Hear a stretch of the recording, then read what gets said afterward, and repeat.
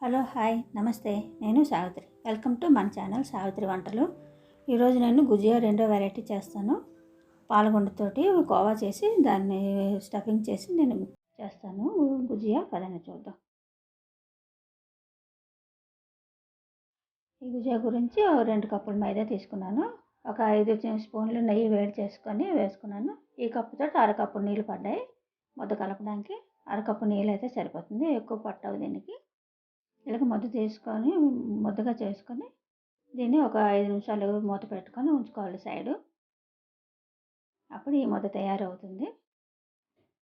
ఒక 5 నిమిషాల తర్వాత మూత తీసి మనం చిన్న చిన్న పూరీలాగా చేసుకుందాం. ఉంచుకుంటే తర్వాత తయారు చేస్తాం. ఇప్పుడు నేను దీంట్లో స్టఫింగ్ కోసం పాలగుండతోటి కోవా తయారు చేస్తున్నాను. స్టవ్ మీద ఒక ప్యాన్ పెట్టుకొని అందులో 1 కప్పు పాలు పోసుకోవాలి. ఈ పాలు 1 నిమిషం వేడెక్కాక అందులో 1 కప్పు పాలగుండ వేసుకొని కలుపుకోవాలి.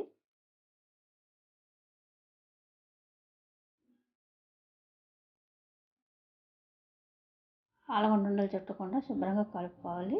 స్టవ్ సిమ్లో పెట్టుకోవాలి. మీడియం ఫ్లేమ్లో పెట్టుకుంటే సరిపోతుంది. ఇలా కలుపుకుంటూ పాలగుండ వేసుకొని ఉండలు లేకుండా తిప్పుకోవాలి.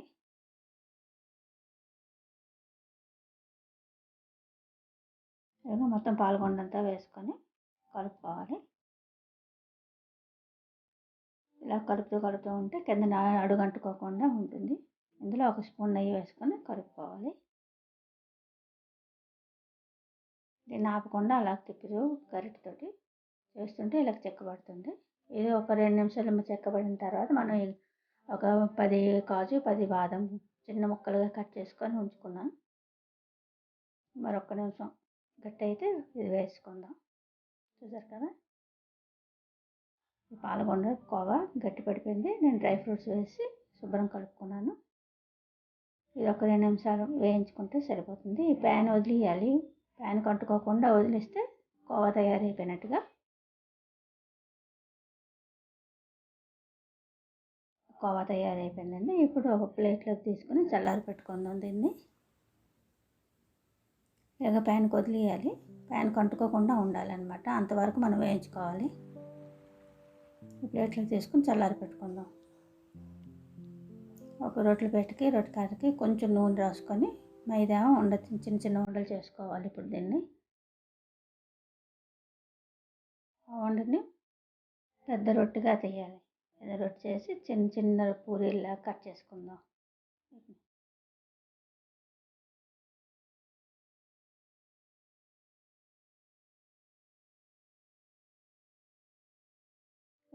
కప్పుతోటైనా ఒక గ్లాస్ తోటైనా ఏదో ఒక దానితో మనం ఒకే సైజులో వస్తాయి. ఇలా కట్ చేసుకుంటే అన్నీ ఒకే సైజులో తయారవుతాయి మన గుజియా.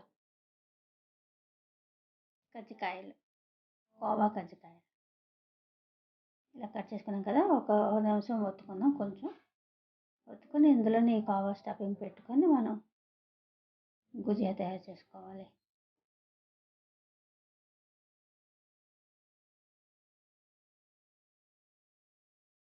చూసారు కదా, 2 కొసలు ఇలా మడత పెట్టేసి 2 గట్టిగా అంచుకోవాలి. 2 విడిపోకుండా అంచుకున్న తర్వాత దీన్ని అల్లుకోవాలి. ఇలా మడత పెట్టి కొంచెం లాగాలి. లాగిన తర్వాత మళ్ళీ మడత పెట్టాలి. కొంచెం లాగాలి. లాగేసి మళ్ళీ ముందుకు మడత పెట్టి కొంచెం లాగి కొంచెం మళ్ళీ మడత పెట్టి ఇలా చేసుకుంటూ లాస్ట్ వరకు వెళ్ళిపోతే మంచి బాగా కనపడుతుంది కజ్జికాయ. ఈ అల్లిక చాలా ఈజీ. మీరు కూడా చేసుకోండి. ఇలాగా చాలా బాగుంటుంది.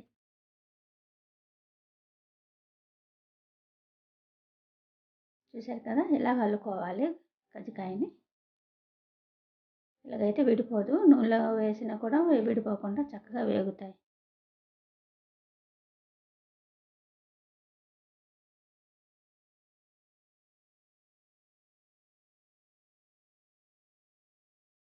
లాస్ట్ కూడా ఇలా మడత పెట్టాలి. చూసారు కదా, తయారైపోయింది మన కజ్జికాయ.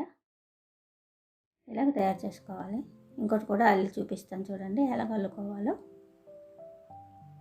మధ్యలో కోవా పెట్టుకొని ఇది మడత పెట్టుకోవాలి. మడత పెట్టుకొని 2 కొసలు శుభ్రంగా మనం అతికేటట్టుగా అంటించుకోవాలి.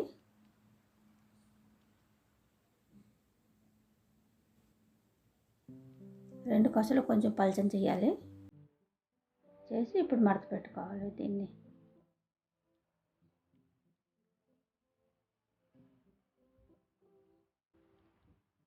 ఇలా చేసుకుంటే చాలా బాగుంటుంది, చూడడానికి బాగుంటుంది, తినడానికి చాలా టేస్ట్గా వస్తుంది.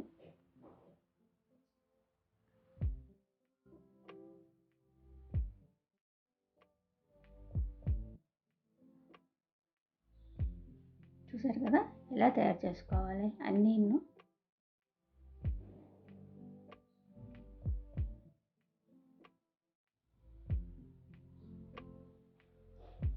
ఇలా తయారు చేసుకొని ఒక ప్లేట్లో పెట్టుకొని ఒక గుడ్డ దీని మీద మూత పెట్టుకోండి, డ్రై అయిపోకుండా ఉంటాయి.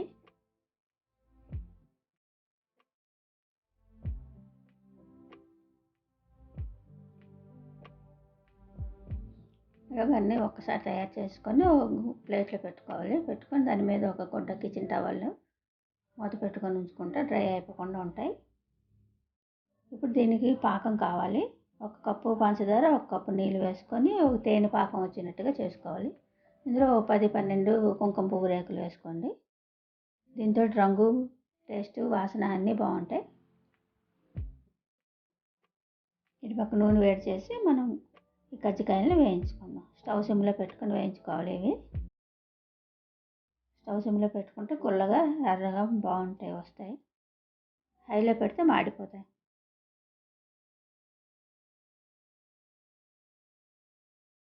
చూసారు కదా, ఇలా వేసుకొని ఒక 2 నిమిషాలు వేగాక మనం తిరగ వేసుకుందాం. తిరగ వేసుకున్న తర్వాత ఒక 2 నిమిషాలు వేయిస్తే ఈ కలర్ వచ్చేస్తుంది. ఈ కలర్ వస్తే చాలు, మరి ఇంకా ఎక్కువ వేగక్కర్లేదు. ఇవి ఒక పేపర్ టవల్లో తీసుకుందాం.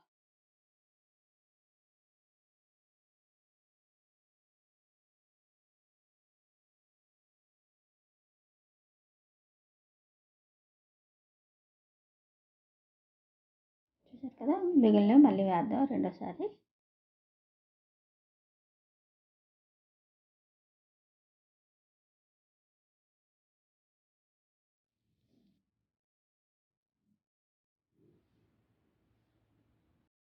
ఇలా స్టవ్ సిమ్లో పెట్టుకొని వేయించుకుంటే ఒక 5 నిమిషాల్లో వేగిపోతాయి అన్నీ.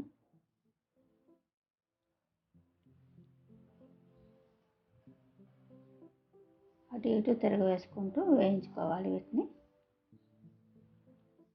2 పక్కల ఒకే కలర్లోనే వస్తాయి. చూసారు కదా, ఇవి కూడా వేగిపోయి తీసుకుందాం ప్లేట్లోకి.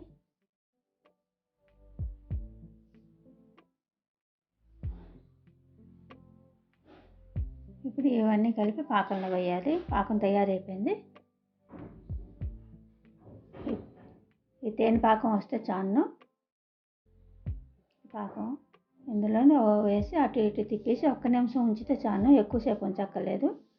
ఉంచేసి జాలీలో మన చన్నీ ఉంటుంది కదా, ఇలాంటి జాలి, గిన్నెలోనే జాలి పెట్టుకొని ఆ జాలీలోనే మనం వేసుకుంటే దీనికి ఎక్స్ట్రా పాకం ఏమన్నా కిందకి దిగిపోతుంది.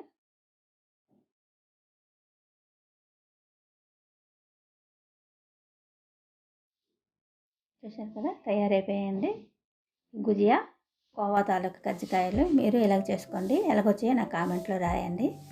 ఓకే, మొదటిసారి నా ఛానల్ చూస్తున్న వాళ్ళు సబ్స్క్రైబ్ చేయండి, లైక్ చేయండి, షేర్ చేయండి.